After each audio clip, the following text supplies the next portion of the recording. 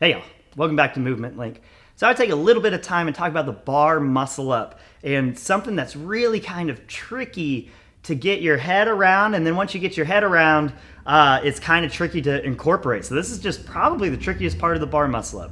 We've got our kip swing, and we're using all the same elements that we use in the kipping pull-up. It's all the same arch and snap to the jump position and jumping. We see it in the clean, we see it in everything. So those things can kind of build more intuitively. So there's one aspect of the bar muscle up that's a little different. In the ring muscle up, I get to use that false grip, which puts my wrist on top of the rings. Once my wrists are on top of the rings, now it's really easy for me when I'm pulling through to transfer to get my wrists on top of the rings.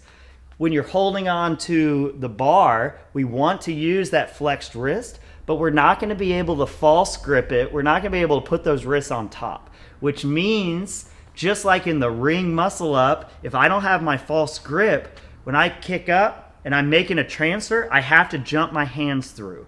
So this is why we don't teach the ring muscle up to anyone until they have their false grip, because the jumping your hands through is a very advanced move. If you're going to be a competitor, you need to learn how to do that. But it's a move you only pull out when you've lost that false grip, maybe on one rep, because you can always get it back pretty easily from the top if we practice that. But this is the thing, is when you jump in and you're fatigued, that's where we see arms go through the rings.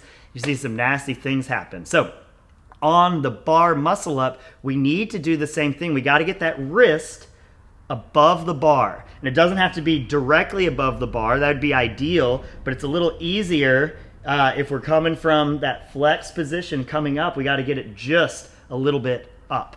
So what we're doing is, with that flexed wrist, we see that in the toe to bar, we see it in the pull up, we see it in the just everything. Here's a clean, here's a snatch, here's a kettlebell swing. We always get that flexed wrist, ties into the back muscles more, gives us better leverage. So we're going to use that flexed wrist, and I'm going to kip my way up, and then in the bar muscle up, I'm going to pull. And so as I kip, I'm back, kind of lean back, so I'm going to pull a little bit. That's going to start giving me the momentum up. So I've got another video on, as soon as you start getting that momentum up, you got to make your transfer. And you can't wait till you get there to try and transfer, because you got to use that momentum, make it on your side. So we pull just a little bit. As soon as we do that, we need to make the move of jamming the wrists up. Again, it doesn't have to go all the way on top. It just needs to get above the horizontal plane of the bar so we can get leverage. As soon as that happens, we start that kind of pull, push down, pull, push, pull, push, pull, push, and we stay connected to it through. So the biggest mistakes we see people make is they try and get up and over the bar and their wrists don't move, and so they get stuck right there.